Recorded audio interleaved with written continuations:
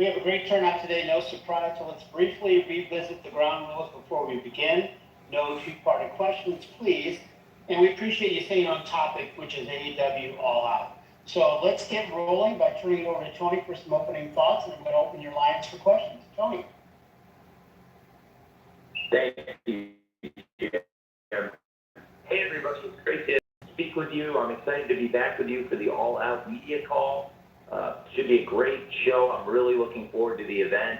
It's going to be so great to have this show here around Chicago. It's a great tradition. I'm so excited about the card top to bottom, and I'm excited to get your questions. So with that, we can jump into it, although I will say it's been quite a long night, trying to keep Hangman out of jail to be there for this big match. I think it's going to be out of this world, and it's definitely something that the fans want to see. Hangman versus Swerve. We had prepared for a steel cage match. We're not going to be able to sanction that. It's going to be a lights-out steel cage match, and I think the fans are going to be really excited to see it if we can keep Hangman out of prison for what he did last night. And with that, Jim, we can take the questions right now. Okay, Tony. Well, we trust you'll be able to get that done. And with that, we're going to start with Andrew Bidala from Final Bell Media, and on deck will be Jason Powell from ProWrestling.net. Andrew, you're leading this up. With the positivity around the date and the build time for this year's All Out, and the recent news that Grand Slam will be a standalone pay-per-view show and not an episode of Dynamite, will you consider moving the All Out pay-per-view to later in September to allow more time and build up now that Grand Slam is in a few short weeks after this pay-per-view? Thank you. Well, Grand Slam Australia is a different event. I think, first of all, I appreciate how you led into it. Thank you, Drew. And I do think there's a lot of positivity around All Out. It's going to be a great crowd around Chicago. I expect an awesome night on Saturday. It should be great wrestling, great action, great fights. And as far as Grand Slam, we're really excited to go back to Arthur Ashe Stadium, and we're doing Grand Slam Australia as a special event next year, but we've had great success in New York. And I think as we get closer to Grand Slam coming out of All Out, we'll see huge pickup there as well. And I think it's early to say what the future of Grand Slam is or the delivery of Grand Slam Australia. I think that's a huge event and really looking forward to that. And we'll have to really think carefully about the domestic distribution here in America for an event taking place in Australia. I'm really excited about Grand Slam Australia, but we have something great going with Arthur Ashe Stadium. So, we have a lot of excitement about going there for Grand Slam, following All Out this year, and could certainly continue with Grand Slam New York as well as Grand Slam Australia. Thanks, Drew. Thank you, Andrew. Jason Powell from ProWrestling.net is next, to be followed by Bill Bodkin from The Pop Break. Jason.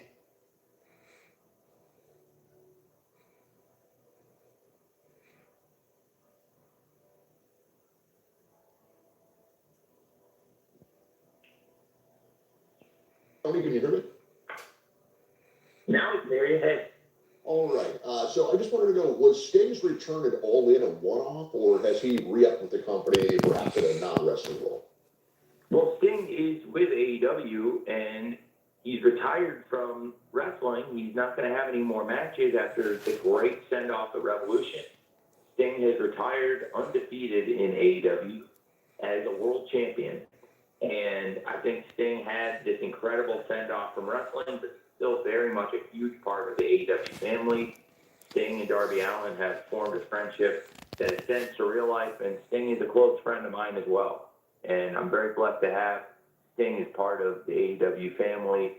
He brings so much positivity, and really for all of us around the locker room to have Sting is part of this company, around the offices, the locker room, the backstage. I just think everybody was very blessed to have worked with Sting and have him in this company, and we all want to see him anytime it's possible. Before All In, we didn't want to ruin those surprises, but Sting actually came and visited us in Dallas, when we were doing the Path to All In Summer Series, and it was great to see him backstage visiting, being there with his friends and family. And we love to see Sting anytime backstage, but it was a really great and in London at Wembley Stadium to have Sting arrive and be there to make sure that Darby Allin didn't get torched and make sure Darby Allin was able to leave England in one piece. And I think Sting is one of our greatest legends ever, and I hope Sting will always be a part of AEW, and certainly for the foreseeable future and the long term, Sting is with us still in AEW. Thank you. Thank you, Jason. Bill Bodkin from the Pop Break is next. Kevin Kellum from Sportskeeda will follow Bill. Bill, you're up. Hey, Tony. Can you hear me? Yeah, man. Hey, Tony. Thanks so much. One of my favorite matches in AEW that you guys do is something we saw at All In and we saw at the Forum this year is the Casino Gauntlet matches. They're so much fun to watch. Given we're at All Out and we have a history of women's casino battle royals, will we potentially see a women's casino gauntlet match at All Out this weekend or sometime in the near future? I think it would be something. It would be great to advertise and build up in the future. And the Casino Gauntlet match is something that I invented this year and has really taken off. And all three of them have been incredibly well received.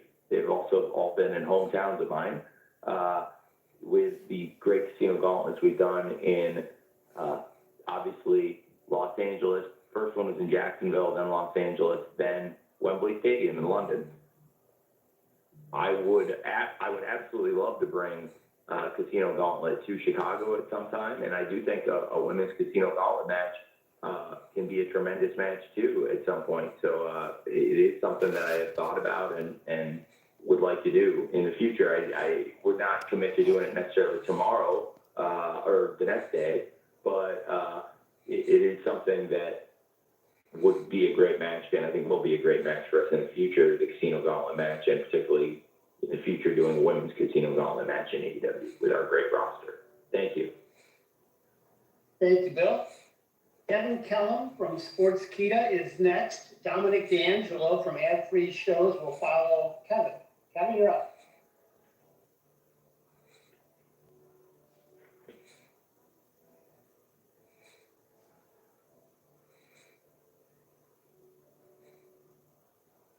Hi, Tony. I know you spoke a few weeks ago with my friend at Q101, Case Lowe, about the future of AEW, and obviously people are excited about that. In terms of the media distribution, for fans, what is the feedback you've been getting about them that you apply to this new possible agreement that fans are hotly anticipating, whether it be premium live events and a streaming platform, whether it be how they receive the weekly TV shows with Dynamite, Collision, and all the content that AEW does, and what is the status of that current agreement moving forward? Well, it's a series of great questions and very well articulated. Thank you for those. Well, to start with your great questions, I think that it's a really exciting time for AEW. We are having great conversations. I think there have been a lot of reports, and a lot of them have been pretty accurate about the status of the media deal between AEW and Warner Brothers Discovery being something that has been a very productive, ongoing conversation that we're still working on. And there are a lot of details. You asked some great questions. You mentioned the future of the TV deal, which is something we all want. AEW on TBS and TNT. It's great to be wanted by TBS and TNT. I feel very fortunate after being here for 5 years that there's still this great appetite and desire to keep AEW at TBS and TNT, and it's a mutual thing because we love Warner Brothers Discovery, and David Zaslav, Bruce Campbell, and the whole team have been really good to AEW and me personally, and it's great to have a media partner like TBS and TNT. First of all, that's maybe the best media partner you can have, I think, honestly. When you start talking about pro wrestling, you say that you're linked up with TBS and TNT. That's instant credibility for me because I grew up watching wrestling on TBS and TNT for many, many years. And I think a lot of Americans and people around the world recognize TBS and TNT as a great home to the sport, with a tradition of wrestling, in particular on TBS, that goes back over 50 years into the early 1970s. And to be here doing these shows, it's a dream come true. We're still working through the details of the agreement, which is a very long, tenuous process, but it's a good process to do. And especially, it can be long to figure out a contract for one person, one player, one athlete between the team. That can be a long process sometimes. So imagine for an entire league to do an agreement for all of our events, for all these exciting things we're working on. It's really a big deal, and there are some really exciting things to come. Without revealing anything that would jeopardize our company or the great status of everything we've been working on, I can say that there's a lot of excitement on each side, on Warner Brothers Discovery and AEW, and it's really good to have that kind of a great mutual collaboration. The things you asked about, they were insightful questions.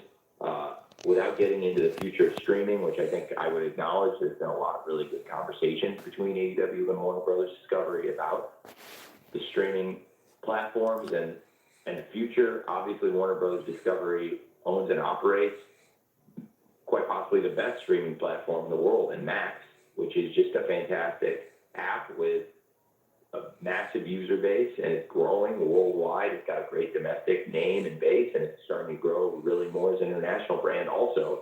And it's a great place to be with so much of the best content in the history of television and movies. So that is obviously something everybody has interest in as well. There are a lot of things to be worked out, but it's a great time for AEW, and I can tell you that this is going to work out really well for AEW and our fans. So it's a positive update without giving away all the information. So hopefully that was the best of both worlds. Thanks for the great questions. Thank you, Kevin. Dominic D'Angelo from Ad-Free Shows is next. Chris Mueller from the Bleacher Report will follow Dominic, who's up now. Hey, Tony, you able to hear me all right? I hear you great. Hey, awesome, cool. Well, yeah, really fun ending, a wild ending to the show last night. It sets up all out very, very well. It's very intriguing, that aspect that we're coming up on 5 years of AEW Dynamite here within the month coming up. And I just kind of want to get your perspective as, obviously this being your first wrestling promotion, and only wanted to kind of get your thoughts on what you kind of learned about yourself over the course of 5 years, and is there something big that you want to work on moving forward as the president and CEO of All Elite Wrestling? It's a really great time for AEW. I wake up right now very happy every day. It's great to have this great roster. In particular, I cherish every day that AEW has Bryan Danielson as the AEW World Champion. I think that's something so amazing for a wrestling company to be able to say. And we've had great champions, and now coming up tomorrow for the first time ever, all the champions will collide in this huge match of champions. It's the first time we've ever had 8 champions battling, and to have Bryan Danielson teaming with the World Trios champions, Claudio and Wheeler Yuta and Pat, teaming up against this great group of champions, whether I've always seen eye to eye with them in the wrestling business, they are all great wrestlers. And to have the Young Bucks World Tag Team Champions, the TNT Champion Jack Perry, and the Continental Champion, who had another fantastic match last night, one of the world's great wrestlers, Kazuchika Okada.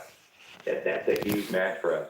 And we've got a great group of champions right now, along with Will Ospreay, that effectively encompasses all the champions of the company. So we've got all these great people competing in that men's division, and then so many great things happening in our women's division right now too, to have this great group of champions. And in particular right now, Mariah May culminating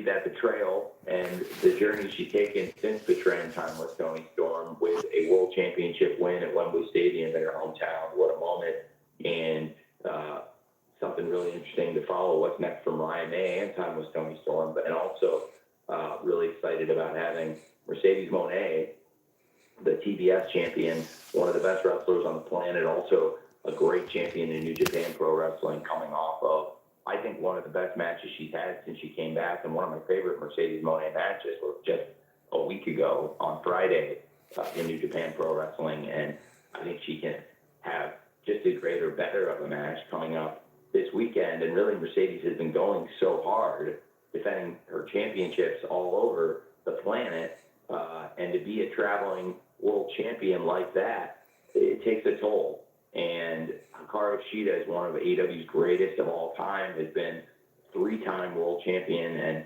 could potentially be a great face of AEW. I know she said she's the ace of AEW's women, but she could potentially be the face of the whole company on TBS very soon as well. So really excited about that.